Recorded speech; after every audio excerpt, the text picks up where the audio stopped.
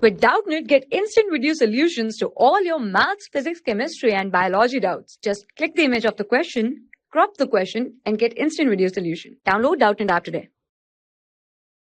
Hello. So the question is the total energy of a particle executing simple harmonic motion is okay. So here x is the displacement from the mean position. We have to find the total energy independent of x. Okay. So now let's say in the very first, let us write the SHM equation, simple harmonic motion displacement equation for any particle at any time t can be written as a cos omega t plus phi. A cos omega t plus phi, where phi is represented as the phase difference. Okay, now we know that the potential energy of a particle while it is doing SHM, it can be written as half of k x square. Okay, it's a potential energy. Okay, so when you put the value of the x here, so this potential energy can be written as half of k x square is what? A square cos square.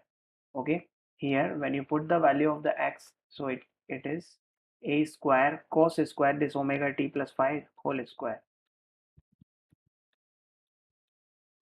Okay, so this term will be, now this is what, this is the potential energy. Similarly, you can write the kinetic energy also. So kinetic energy is basically what? Kinetic energy is said to be half of mv square.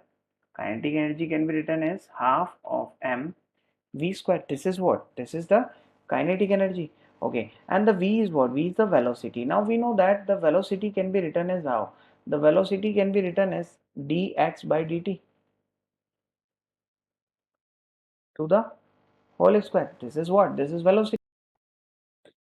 Okay, so now we have to find the dx by dt. So dx by dt means differentiation of the position. We have given the x. Okay, so let us put the value of the x and differentiate the term. Okay, x is what? It is a cos omega t plus phi. Okay, so we have to differentiate this term with respect to t. Okay, so it will be what? We know that the differentiation of this is will be can be written as a, this is a omega sine omega t plus phi, omega t plus phi, and here minus.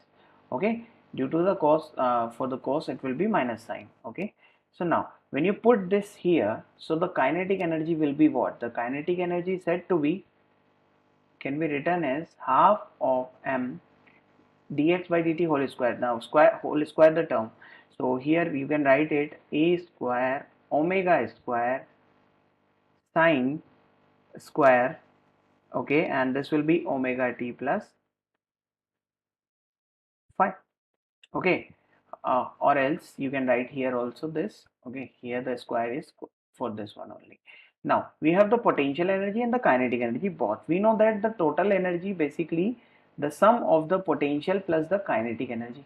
Okay, so we have to write that total energy is equals to kinetic energy plus potential energy.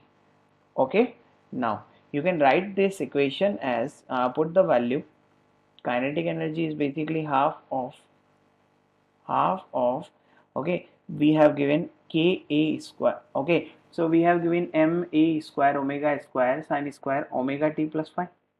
Okay, so let us write here. We know that basically you can write this equation. When you convert this equation, you can write that we have you can write half of k